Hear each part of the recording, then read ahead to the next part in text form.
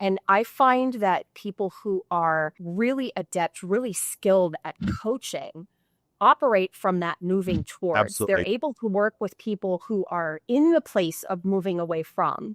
This is what I have, this is what I don't want, and bring them to more of a moving towards mentality. Yeah. And that's kind of a journey all on its own. And I really hear that, and I really feel that from you as you're describing how you're operating. It's solution focused. It's solution based. It's like, okay, Yes. here we have a challenge. We understand the challenge, right? Then we look at solutions, and I'll offer a bunch of different pieces of advice. And I always say to the client, it's your name on the sign, Yes. but I'm offering solutions. And at the end of the day, I don't care, because if I spark something, if I come up with an idea and then it doesn't initially click, but it inspires them to get to the idea, then I've done my job. Because at the end of the day, I don't care if I've got the one that had the final I just want it to be right for the client.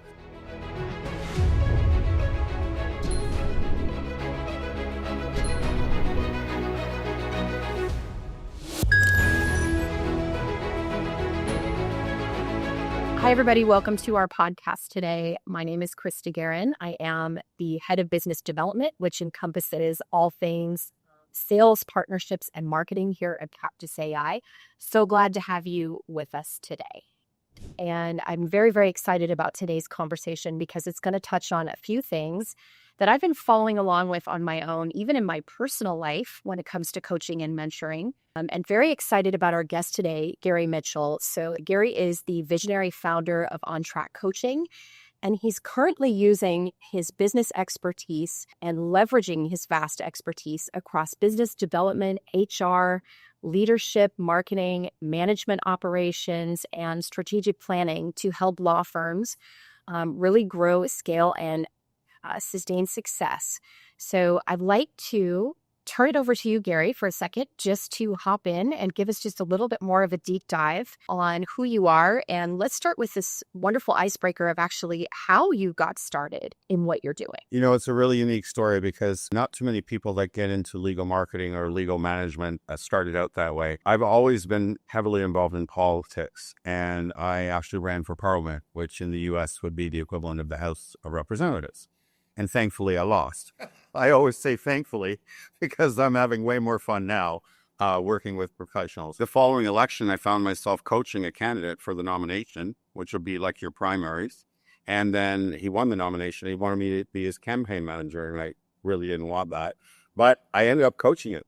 And his best friend, a former lawyer, suggested through the campaign, he goes, Gary, you have a unique ability to work with highly intellectual people, and they really need your help with the soft skills, business development, leadership management. And after I picked my job off the floor, like thinking, what? Law firms, lawyers need help? I mean, they've been around forever. I did a bunch of research and a whole bunch of things. Serendipity played a role, and that was 20 years ago. In fact, I just went out recently with a few people from the campaign and the candidate to celebrate. They've all gone on to create very successful law practice careers. And so, yeah, very unique way of getting into this. Awesome. Thanks for that. Let's go a little bit deeper on your own journey. So I want to focus on your own mindset journey. So you and I had a conversation, actually a great conversation about a couple of things, gratitude being one, and law of attraction, which I think is just that amazing universal law. If and when you ever get to understand it, can just be a very powerful force moving in your existence, whether it's personal or business. And so I've really been following along with law of attraction myself and watching just amazing things come from it. So would you talk to us a little bit about how that's shaped the way that you are attracting and working with your ideal clients today? Absolutely. I've always believed in gratitude. And over the last couple of years, I'm practicing it more. I'm meditating twice a day. And it seems to me every time I get and find a meditation, there's gratitude involved in the meditation. So it's aligning up with everything. And then the law of attraction, it always starts, there's many books written about the law of attraction. I'm listening to a number of them. There's some famous books. being present more. The thing about the gratitude is it makes you more present and aware of the smaller things, which actually at the end of the day are the things that are most important to us, right? Yeah. And I just, with all the chaos going on in the world, and we don't need to go into it, everybody can have a different definition of what chaos means. Yes. Oh, I just yes, for felt sure. myself early February. I felt myself getting sucked into it. And I was like, oh, but the barrier's up. And I asked myself a simple question. If the world is blowing up in 6 months, how do I want to live my last days? Consumed with anxiety and stress, or squeezing every ounce of joy and happiness from every day? Clearly, I chose the last. And I've been on an interesting journey. I've done many things in my life as an entrepreneur, and as I mentioned, politically. And I'm just so grateful to be in this place where I can take what I've learned through some rough times and some great times and pay it forward. And so now I'm introducing it to my clients because I'm working strictly with law firm owners. And they have so much stress on their hands. They basically have 2 full-time jobs, their own practice and running the firm. So whatever I can do for self-care, law of attraction, affirmations, mindset, because one thing I do know, mindset, and I don't believe it's ever been proven scientifically. I'm not a scientist, but from my own experience and that working with others, attitude and mindset, it counts for 99%. I could not agree with you more. I want to go back to just what you were talking about with meditation. I think that word, I think, can be scary for people when It they're was for starting to me, I'll be out. honest. Like, And me as well, because I'm like, well, what is this? What if I can't do it? What if I'm not good enough? What if I can't quiet my mind? Sometimes I think the what ifs become the central thing that are popping up as you're laying there trying to kind of just slow everything down.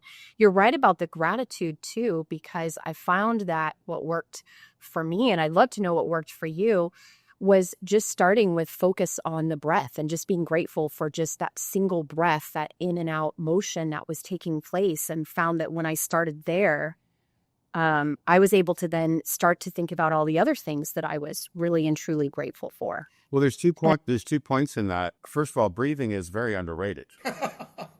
Exceptionally underrated. We just think of if we're exercising, whatever, but calm breathing Yeah. and meditating, it stills the mind. And it's interesting. I was out for coffee with a former coach of mine. Okay. He coached me when I was running for Parliament, and we've always stayed in touch throughout these years. He's more senior than me, and he's on a big project right now. And I was sharing how this book process and all the chaos in the world, I'm now meditating twice a day. And 3 years ago, if somebody asked me, do you meditate? I would look at them like, what? And so I started out, I found the one which connected me with what I was looking for. And I followed guided meditations, and I just let it go. And it always starts out with that breathing, calming the mind. And for any of those who are very like high achievers, type A's, I was always looking for, people would ask me, how do you relax? I go to the gym, I work out. They'd laugh. That's not exactly relaxing. It's unleashing some of the stress physically, but the meditation is relaxing the mind. And once you relax the mind with the breathing, then you can focus on calling things into your life. But I have a regimen every morning. I start out with gratitude. And then throughout the day, I want to stop and just find, wow, a little thing. I noticed the difference there. I noticed how I reacted differently, or how someone reacted to being differently. And so now I do have my morning regime, but then I try to be present and be practicing gratitude all the time. Some of the places I've traveled around the world, people have nothing like what we would consider a value in the North American part of America, but they're happy. It's because they're always in gratitude. Their health, their home, as humble as it may be, their family, their friends, having food on the table. And I kind of have absorbed a little bit of that. I love going to those places for that culture. And, I just find that this works, and it supports having a positive frame of mind, right? And these professionals are up against so many challenges that I have come to realize, early on, it was just about business development and bringing in more clients. And then I realized, wait a minute, you're not organized with your time. So we have to practice management and all of that. And then post-COVID, as I wrote in my last book, The Growing a Law Practice During COVID-19, I added the whole mindset and self-care segment. And since then, I've been personally working on it more, sharing it with clients and developing more content in that area because I realize how important it is. I think too, so you've mentioned the word routine, and I think that that's super, super key. Like I get up in the morning and I try to keep my thoughts very, very general while I'm just getting ready for the day in order to practice getting a good momentum going. So I think when you start that journey on law of attraction, then you start to learn about momentums and that at all times there is this energetic stream, this momentum that's carrying you, and it's either positive or negative, and which stream are you floating your boat on, and are you going upstream or downstream with it? So I keep it general. And then when I get in the car, I have a little bit of a drive to get to and from work every day. I do a lot of listening and sort of find my Zen state in the car. I used to listen to a lot of music, and now I find myself listening to information and learning and really going into this journey. But it has made a huge difference for me in how my day starts out. And then I started noticing that because I was feeling better, suddenly everywhere I'm going, I'm finding people smiling at me, stopping to let me in for traffic. Yes. Yeah, the whole energy, the whole feeling of it is different. And then you find yourself like, well, wow, you're thinking, well, I'm contributing to that. And that feels good. And then you want to do that more. And then you realize the more you're focused on finding that good feeling place, the better everything seems to go off around you. I mean, I think we've all had that day where one thing goes wrong and then another and another and another. And most people don't realize that's a momentum. That's law of attraction. And it's not helping you in that case. But I find this to be so fascinating. So when you're going in and you're talking with a firm, how do you, and I want to talk a little bit about how AI is coming into what you're doing in your business too, but how do you even get that conversation started with the people that you're working with? Well, Because sometimes that can feel like a big leap. first of all, I have to really understand the client. It's not a conversation that usually happens early on in the mandate. I got to read. But what happens, like, clients basically self-choose. Okay. So when they figure out who I'm about, what I've done, what I can do to help them, they choose me. I'm not chasing after them. They choose me. And Right. I'm always really down to earth and frank in all of my mandates, and never, lawyers have common traits, but there's never one that's exactly the same as another. Right. So I may move this section of mindset and meditation and all that more with one client over another. But that's the nature of coaching. I never follow a one size fits all in anything I do. I think that's really important too, because you're talking about honoring the individual. Like there's certain things that coaches are all looking to accomplish, which I think is helping their clients identify their blind spots, helping them set goals, helping them pace towards those goals, keeping them accountable, keeping them on track. But then you're right, we're all individuals inside of that, and everybody works and operates a different way. And I think it's really important that when you work with someone, and I've always had coaches in my life for various things, I'm a huge fan of mentorship and coaching, that you do feel like you are in alignment energetically with the person that you're working with. It should be a good feeling. And experience. you're also in a better spot. Like going back to what you said, one thing goes wrong, the next thing goes wrong, and the next thing goes wrong. So now what happens when I'm having a day like that, and I still have days like that, is basically I stop and I laugh. Yes. Oh my gosh, I do the same thing. You're like, oh, I know what's going on here. Okay. I stop. I just stop. Yeah. And relax and breathe. Yeah. Change focus. Yeah. I work from home. So I've often developed many tips for a mind rest, right? Water the plants, meal prep. I love to cook and I love to eat healthy. So I always want to have healthy, quick, right? So I basically recognize, okay, the flow is not working right now. The previous me many years ago would have continued to try to push the boulder up the hill. And I find lawyers do that. It's like they feel they have to. They're not good if they're not working at it all the time, right? And so this is a big mindset shift. I work with them is to understand you are better when, right? When you start your morning off routine and you're mentally positive, you're going to be, you're much far able to deflect some negative thing because there's stuff going to come at us every day. That is life and business, right? It's not like, oh, this is some magical ride and we're going to all be like perfect. And no, there's an expression I love. Life happens. um, Yes, it there's does. also a crude version of it, but I won't say that. And it's never going to stop happening. But the only, I'm going to tell you something personally. Back in February, I already said it, that mind shift. Am I going to like worry and being anxious, or I'm going to squeeze every ounce of joy out of this? And it really was, I mean, I've always been a positive person, but for me, it was a realignment. And now there's some things I'm very careful with watching the news. I'm very careful about the people I hang around with. Yes. I'm very careful, like you were saying about listening to stuff in your car. I love music, but when I'm relaxing, I'm also listening to audiobooks that are, Yeah. I'm relaxing, so I'm absorbing the information. And of course, it's work related, but I don't feel stressed because it's a chill time. It's not quite meditating, but whatever we can do to keep that positive frame of mind, and it'll be different for different people. Part of it's exercise. Exercise is very, very big for me, right? I was Yeah. on a call with a client the other day, and first thing I asked is, "Did you go out for a run this morning?" He said, "No, but I was on the treadmill." I said, "Okay," because I just want to make sure that you don't let that fall by the wayside, because Yeah. that's a red line for me. If I'm getting into Yeah. a situation or a routine where I'm unable to exercise, that those are warning signs, because like meditation and gratitude, those are parts of it. But then exercise for me, and that's different for everybody. Yoga, running, tennis. I mean, there's a whole bunch of things that people can do, right? It's about finding what works for you, right? Absolutely. I think too, and you tell me if this was your experience, but it kind of went from something that I felt I was following to something that I felt like I was just living and breathing.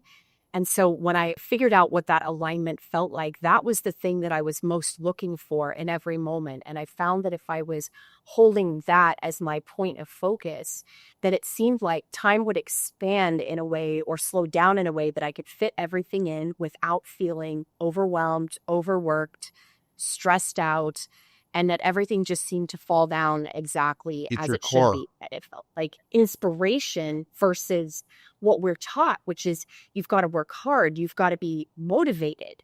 You may not want to do this, but you just got to suck it up and You do it know what? anyway. What you're talking about is you clearly identified your core, what what your purpose, your passion, and when people do that, then work doesn't seem like work, for one thing, Exactly. right? And It's we're inspired. not pushing boulders uphill. Sure, we work hard, but we're working Sure. smarter. And Yes, working hard doesn't necessarily mean more hours, right? that's It very means true. That's focused, very true. Yeah. putting our 100% into it, but it doesn't necessarily mean adding hours. And this is another thing that, 20 years in as a coach, it's been a ride, I must say. I always joke, I probably chose the toughest audience as far as a target market in lawyers because of their analytical and critical thinking, which makes them excellent lawyers, right? Yes. Um, Well, yes, they have to be but, for the but framework in I which they have to say, operate, but I Krista, can relate. they've kept me on my toes, which I'm never afraid of, right? I'm never afraid of, but all these things have helped me to really refine my practice, my focus, who I work with, and it's really opened up a whole bunch of new avenues and opportunities. And yeah, it's a part of it. Yeah, no, I think I can relate to every single thing you're saying because we have a mutual client base. And yes, they do have to be more analytical and in some cases skeptical. I use the word skeptical, not cynical, but And skeptical in order to protect their client, protect what's going on, protect the firm. It seems like though you mentioned lots of changes in the last 20 years. And I think one of those that's coming on the scene, and I know this was a big part of our initial conversation, was that intersection of legal and tech, of AI starting to kind of creep its way into everything that's going on. And of course, we spend all day, every day involved in that conversation over here at Cactus AI because we're building an AI operating system for lawyers, not to replace the people in the firm, but to help them become more organized. You mentioned time management. This is a big part of the motivation absolutely. for inspiration for what we're doing is to try to figure out how to help people work smarter, return to the best use, highest and best use of their time. But we also see that same kind of hesitation with, change or adopting new ways of looking at things or doing things. And so part of what we're now journeying into is and I imagine this is exactly what you're doing, is helping them understand that sometimes, change can be a good thing. And even if you're not exactly sure, you got to investigate things from time to time. You got to be open to the possibility and to try to find the best way. 2 points I want to make on Yeah. that. First of all, human beings don't like change. And lawyers take it to a new level. Right. They really don't like change. Because they're risk averse, severely risk averse. They have to be. So again, that serves them well in practicing law. Sure. What I do, and first of all, AI is really, it's no different than emails or even the fax machine. Anytime something new was introduced, a new technology, the smartphone, anytime anything new technology-wise was introduced to the legal industry, you had your early adopters and then you had your followers. And the followers were way behind the early adopters. Okay. So instead of fearing AI, I encourage clients to understand more that it is to help you, not replace you. And as a business coach, I'm a systems guy. I'm looking for systems for everything. Even when I'm cooking at home, Krista, it's unbelievable. Yep. My brain, it just goes, how do I make this more efficient? I'm catching myself cooking something new and I'm like, okay, relax, man. Like you're so, but AI is opening the doors. I mean, it's amazing what it's doing worldwide across industries. But in the legal industry, it is cutting down time. It's offering lawyers the opportunity to give better service to their clients faster at better rates if properly used. Now, I'm not an expert. I told you that on our call, our pre-call. I'm not an expert. I won't profess to be. But AI is just another in a long line of technologies that we can use to help us. All of us. Yeah, I know I'm using it every single day on a daily basis. And I'll admit, I'm out on LinkedIn and I'm watching the groups and what everybody's doing. And there's been a couple times there's been these LinkedIn posts about, hey, ask your AI this question about yourself. And I've done those things and laughed at some of the results and things that come back. And its interpretation of who it thinks I am, right down to, does it think I'm a man or a woman? That was hilarious. It did guess correctly, but when we talked the first time about, how the lawyer mind works, because you were just tapping into that, and then you started talking to me about right brain versus left brain. Can you expand on, I want to have everybody hear from you about that, because I found that to be really fascinating and how AI was coming into play in that area. Okay. Can you touch for us? So primarily, without a doubt, the vast majority of lawyers are left brain focused. That's the analytical, critical thinking.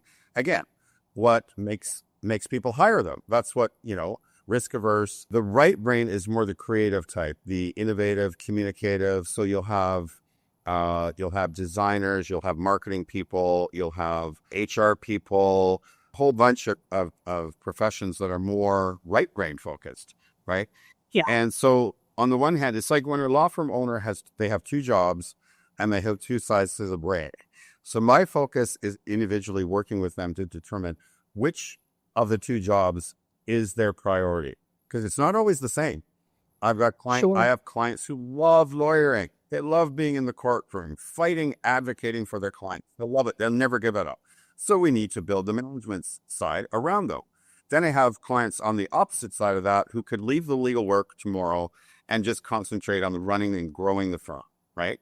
So I have to work with the models that are primary. So we figure out first with that.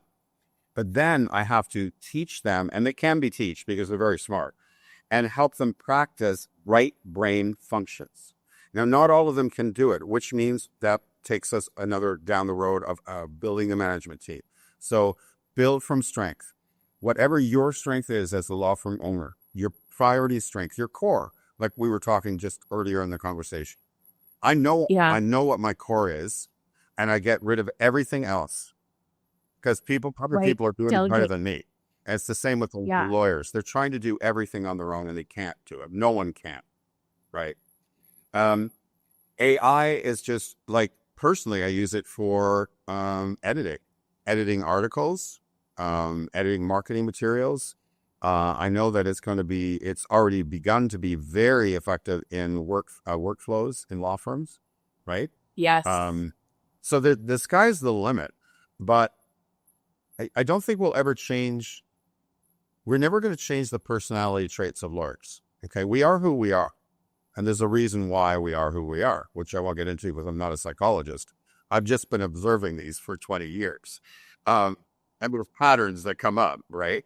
So basically how I do that is by teaching them new habits. You brought that up before, routines, habits. Okay. It's all about habits. We do everything on habit, right?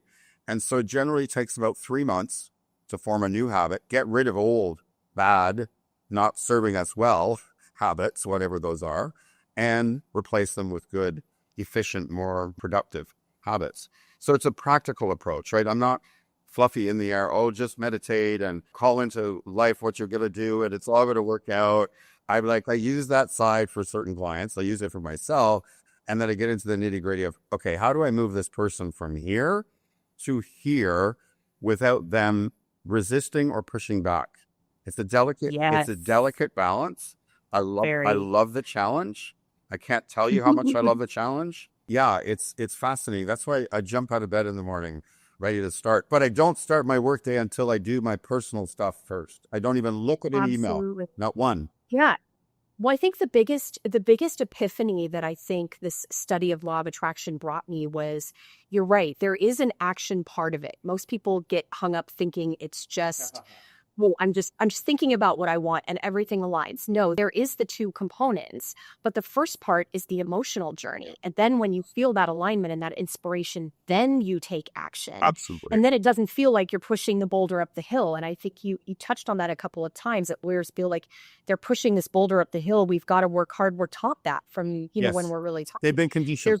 They've been conditioned their entire lives. Yes. And cool. Yeah, exactly. And it doesn't have to be that way. And I was just very fascinated when we talked the first time about how you're bringing this into your life, and then how you're bringing this to your clients, because I think that's the other side of it, is once you start practicing this for yourself, then it kind of just oozes and leaks out into the environment around you, which is good for everything. Yes, it is. So, and I know that this has had an impact on, how you are working on your next book. Yeah. So, well, and I know that there's been parts of that, and then in combination with AI. So can you talk a little bit about how those two things are coming together with respect to your next book? It's a funny story. For background, I've had 3 published books with LexisNexis and Carswell, and I would do about 3 rounds of editing myself before I would turn it over to the editor at the publisher, just because I'm on that side. I'm really like a lawyer. And so this time around, I thought, 4th book, and I thought, I've been using AI with articles, editing articles. So I thought, I'm going to use AI for the editing part, not the writing part. So I sent the manuscript to a former client in Toronto because I asked him to write the foreword, and he wanted a copy. I said, it's not complete yet. So I sent it. It was just in chapter form, separate chapters. By the end of the day, I kid you not, this guy's growing. He's like one of the fastest growing law firms in Toronto and Canada. He's won awards. It attributes part of that to me. I'm grateful that I had a part in that. Anyway, he sends me back the entire manuscript, filtered through his own AI program that he's developed for himself. It's in beta format. And I'm like, whoa. And so I go through it. And then when I go through the next round of editing, I have 2 other competes. So there's that I'm working from now. Is AI generated, edited, process 1. I have to go through line by line, accept or dismiss, right? And then I have 2 other competing AI programs. Literally, they're competing against each other. So this was a unique experience because editing is really high level concentration to begin with. But now you're going through it. It is faster using AI for sure. But now you're getting 2 amazing choices for a sentence structure. Yes. So at times it was challenging until I got the rhythm of it. And then I'm laughing going, oh my God, I've got AI programs competing for the best possible sentence. And at the end of the day, it was like, wow, did it speed up the editing process. So Yeah. yeah, I mean, it's been, and again, I'm no expert. This is just my, small amount of experience using AI, but I'm very, like the people I know around me that are using it, we're all like, wow. And it changes by the minute, right?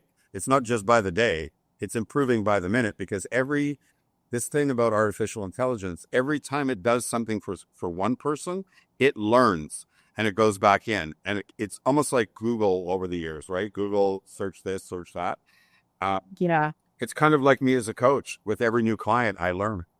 I add Yeah. something to the process, right? It's fascinating. It's interesting to me too, because I think what I'm seeing and what we're experiencing is the lawyers are kind of falling into two camps. Your early adopters, your early majority are like, yeah, this thing called AI, it's great. You're going to go get the robot out of the car and you're going to plug it in and it's going to solve all your problems. And we're like, well, kind of, but it's not real that. And then the other side is like, you know what? I saw Terminator and I'm just not real excited about the idea that something might become smarter than where we are. And what does that mean for us? And they're kind of in another camp, like, no, I don't think so. And so we're over here trying to help our clients, our law firm clients, take that journey of understanding that it's here to help, not harm. And then how to actually adopt it into the workflow.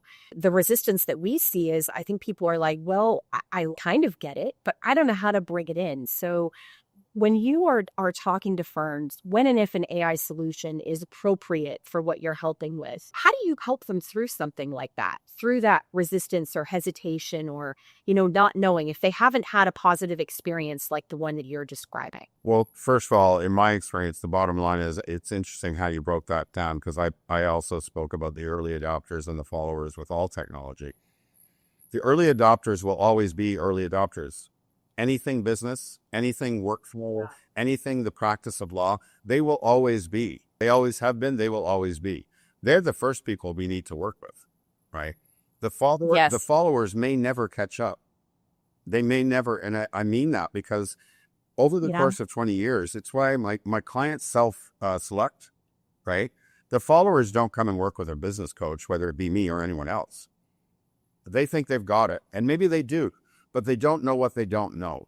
They don't know that more is possible with a different mindset and then application. They don't know that they can actually work less and make more and have a higher quality of life. So when a new technology like AI comes around, it's that skepticism and fear that creeps in that is really inherent and hard, really hard for them to overcome. And I wouldn't even profess to say, with all my experience, I can take one of those people and move them into the early adopter camp. I would never say that. Even myself, I don't know that I would be classified as an early adopter or even early majority, but I think I have a degree in computer science. And so I always like to say, whenever new software or anything was released, let it go through one revision, let them work out the bugs. Yeah. But I'm also not in the late majority or the laggard either. I think I kind of fall right at that tipping point. In the middle. I want one revision. I'm right in the middle, and I can be moved. I can be convinced. And I also don't get stuck in, analysis paralysis, which I also see some attorneys kind of fall into. Right? Where they just keep reviewing, but never actually pulling the triggers. So I think comes down to that. In the book, I highlight the characteristics. That's perfectionist syndrome, right? That's why they're constantly reviewing. They don't want to let it go. They want it to be perfect. So in those cases, I also help them understand, because I am a recovering perfectionist myself. So is it like a 12-step program in your book? I'm not aware of them, but it's been a self-progression. Like, for instance, with the book, after 2 editing, I went, okay, I have to put this down. There will always be stuff. And the editor reassured me, we'll put stuff up on the website. We'll do updates, because there's stuff changing every day with the coaching practice. But I know firsthand, that's why I can laugh. I'm not criticizing them. They are perfectionists. And the letting go of stuff is really hard. It comes to play in a lot of things, not just the technology, but hiring people and delegating, building a team, letting go of some of that control, which is essential. It's essential to growing any business, and a law firm is not exempt. So It really all goes back to those character traits. Now, you just brought up a really important point. Those people in the middle, they can be moved. I was only talking about like at the very end of the spectrum, so risk averse, almost Yeah. paralyzed with analysis and fear, too afraid, watching too much media about, oh my God, robots are going to rule the world and blah, blah, blah. And just showing them practical applications of what it could mean, not only for their practice, but their life. The savings of time, the savings of effort, the savings of stress, right? And, kind of positioning it as, think of this as your assistant. It's not replacing it, but how would you use this program as an assistant in your work, right? And just this is what I do. I bring something that may seem ethereal and, pie in the sky, and I try to break it down as practical as I can and apply it in a real life, real business, day-to-day application. Demonstrate and say, well, what about this? What do you think? How do you think that might improve, right? And they think about it because, again, they're smart, and they're like, oh, okay. So it's helping them to see a different view of something, not going in to change their minds, like arguing in a courtroom. Right. But I often say, don't be your own opposing counsel. You know what? That's a really good point. So I have a mentor who I think has really helped me in some areas just experience profound change in my own life.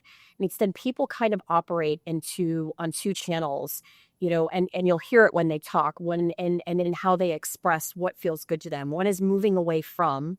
So in other words, they sort of navigate by saying, okay, this could happen over here. This could happen over there. I don't want anything to do with that. So what decisions do I need to make to move away from that coming about? And the other is moving towards.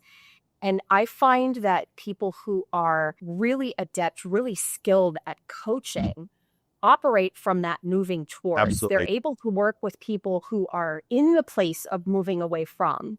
This is what I have. This is what I don't want. And bring them to more of a moving towards mentality. Yeah. And that's kind of a journey all on its own. And I really hear that, and I really feel that from you as you're describing how you're operating. It's solution focused. It's solution based. It's like, okay, here we have a challenge. We understand the challenge, right? Then we look at solutions, and I'll offer a bunch of different pieces of advice, and I always say to the client, it's your name on the sign. Yes. But I'm offering solutions, and at the end of the day, I don't care, because if I spark something, if I come up with an idea, and then it doesn't initially click, but it inspires them to get to the idea, then I've done my job. Because at the end of the day, I don't care if I've got the one that had the final I just want it to be right for the client. So it's very, very, you say it right. It's forward thinking. That's also psychologically much more positive for people. Moving towards something, right, is motivating. Being stuck in the where I am at and why I'm here, and it hasn't worked for 20 years, that's negative. And I don't think it helps you either when you're constantly. And so, you touched on something. You said you're really paying attention you're being careful about how much news you watch. And that really sticks with me. I always know I'm on the right track with somebody when I hear something like that, because I do the same thing. And it's not because I don't care what's happening in the world. I do care. But I also know that there's this very small spectrum of things that I can actually influence. But the first thing, the most important thing, is what I'm putting out there for other people. And I find that when people begin to realize the best way that they can impact and influence others is by coming from a moving towards place within themselves, well, that just brings excellence to everything else they do, and it touches everyone else that comes into contact with it. And then you find yourself not wanting to focus on what is, but really thinking about what you want to create. Absolutely. And I think it's then inspiration takes place, and then the cooperating components line up. But I think sometimes the hardest thing for people is to take a breath and to stop noticing what's happening around them. Well, you know what? By now you probably picked up, I'm a fan of humor. I use it in my practice. I use it when I'm speaking. So here's how I would sum it up. With everything going on in the world, can you see the space between my index finger and my thumb?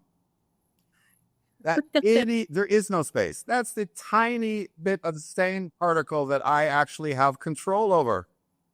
And that's what I focus 100% on. And then I teach my clients to do the same thing. And it's lifting hundreds of pounds of weight off the shoulders, right? We Oh, for cannot sure. change the big stuff. What we can Yeah. change is first our attitude and how we portray ourselves and the energy we give around us and how we treat other people and how we manage ourselves and others. That we have control over, right? And Yeah. when you have that throughout your day, when that stuff comes at you, and lawyers have stuff coming at them all day long, right? Yes. You're building almost like a superpower of deflective shield, because you're like, wait a minute, okay, this person is distraught. They are stressed out. I get it. I don't need to be stressed out to handle the situation. I'm calm. Right. I'm good. I can do this, but without absorbing it, without taking on that Nice. energy, right? Yes. And I can see that now. Like I will be like super overly sensitive to something negative or drama or, it's just like, okay, I have empathy. I will never stop having empathy, but it's this really being clear. I don't know where we are in the Brock in this recording, but I do want to focus it all in on my mission, Krista. Okay. Yeah. With all of the stuff that we have discussed, it's really come down to 3 words. Okay. Okay. And, not or. And, not Yes. or. Yes. I like that. And that is talking about, yes, you can have a very lucrative, successful career building a law firm, and you can have an amazing life. I love that. I love that. Don't believe me? Let's chat. I have never had an issue arguing with a lawyer in my entire life. So for anybody who's joined us and who's listening and wants to, reach out, 2 things. One, how would you suggest that they get started if they really want to understand a little bit more about even something as simple as starting with gratitude and then moving into law of attraction? And then 2, fill us in on what's the best way for people to actually reach out to you and get in touch with you if what they're hearing is resonating and they're thinking, I've got to talk to Gary about my firm. Okay. I'd really love So gratitude, tons of things. You can Google practicing gratitude. Okay. Law of attraction. There's so much written on that. There is. There are apps for guided meditation. The app that I use is called Insight Timer. There's a free and a paid version of it. Outstanding. And you can choose a number of different meditations based on where you are and what you're looking for. Yeah, there's so much available out there on it. By the way, my book is going to have a full chapter on mindset and a full chapter on self-care. And it's early on at the beginning before I get into anything business, because I do believe profoundly that it's foundation. Okay. When is your book coming out, Gary? Tell us what. I just agreed with the publisher yesterday, so I am not sure what the final date of that will be. I've taken it really slow with choosing the right publisher, and I believe I have. And so that just happened yesterday. We still have to sign the contracts. My side of it's done. I turn over the content to them, but I'll reiterate, the theme of the book will be and, not or. And that is my mission.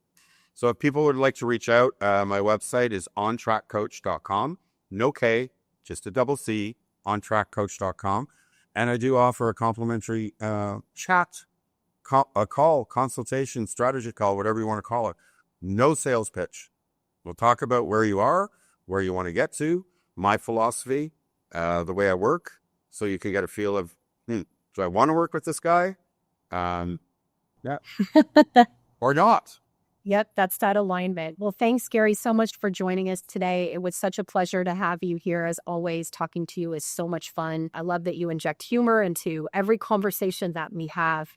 And if you're joining us and what we're talking about today resonates with you, do not hesitate to get started on this journey. I promise it will grow you in ways you have never intended, and it will bring you nothing but positive benefits for your business.